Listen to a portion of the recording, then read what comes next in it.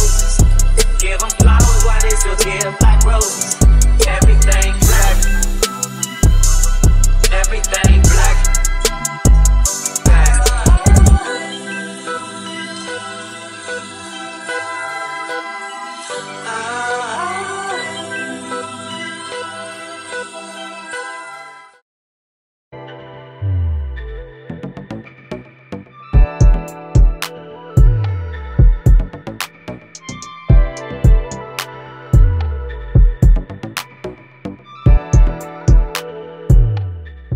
Hello, my name is Chris Henry, and I'm a licensed Nevada realtor, and I'm the owner and founder of CH Homes and Estates. Black History Month is extremely important to us all because it's not just our history; it's American history. It's a history that we can't take for granted, no matter what race you are. All right, I'm going to be reading Black Heroes, and we're going to start at George Washington Carver. George Washington Carver was a renowned scientist, inventor, and educator. He was the most prominent African-American scientist of the early 20th century. George Washington Carver was born into slavery in Missouri. While he was an infant, he, a sister, and their mother were kidnapped and sold to slavery in Kentucky. George alone was returned to his former owner in Missouri. Therefore, George and his siblings were raised by a slave owner. The family taught George how to read and write. He would remain dedicated to education despite many obstacles. Black people weren't allowed to attend the nearby school, so every day he traveled nearly 10 miles to school. His determination paid off, and he eventually graduated from high school. After high school, George began to study botany.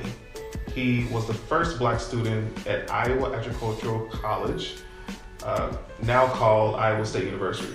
George proved to be a gifted botanist, and many of his teachers encouraged him to continue to graduate school. In 1896, he was recruited by prominent African-American leader Booker T. Washington to lead the agriculture department at Tuskegee Institute. George's research showed farmers new ways to keep their soil healthy by planting crops other than cotton, including peanuts. His study transformed the industry. Throughout the South, farmers began to plant and use peanuts in new ways. George became the most well-known scientist in the country. He not only promoted the use of the peanuts for agricultural purposes, but he also created several recipes and products that showed how the food source could be successfully used. George's work in botany dramatically increased peanut production in the United States. His work gained respect from politicians, scientists, both home and abroad. His work continues to influence food, agriculture, and the botany fields. I have a quote here. When you can do the common things of life in an uncommon way, you will command the attention of the world. On to Ida B. Wells Burnett.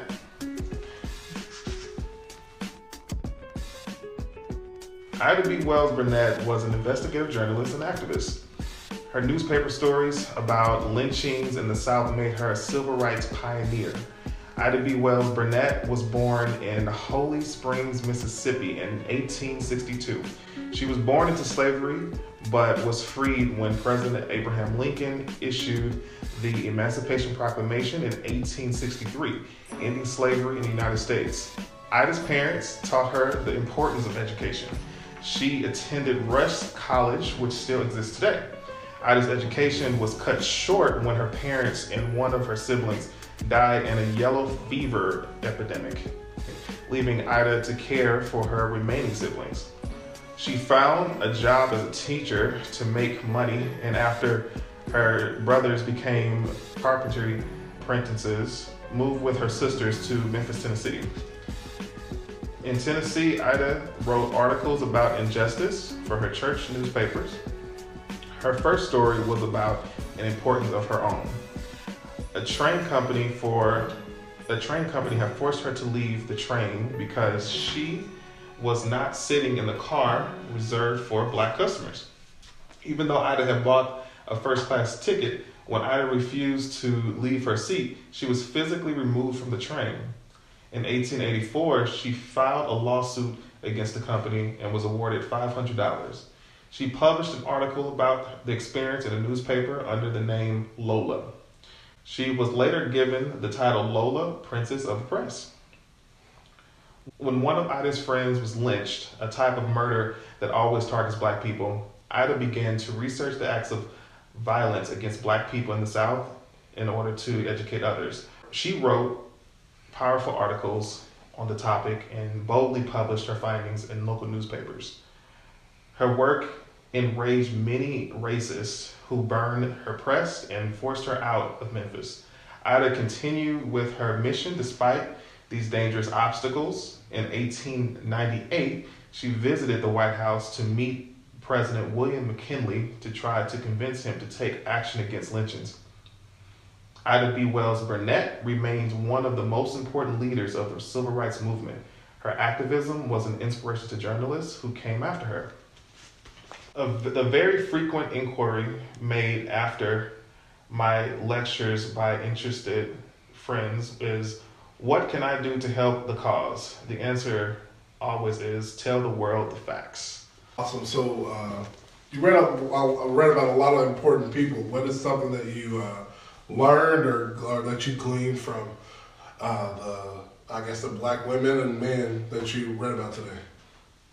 I think that for a lot of the people that we talked about, their impact surpassed what they were really known for. Okay. You know, you have George Washington, Carver. I mean, most people know him as the Peanut Man, or someone that did a lot of things with that. But he clearly, he made an impact in other industries and just started with that. Thank you for joining Sawubona Cultures. We see you reading nights. We'll see you tomorrow.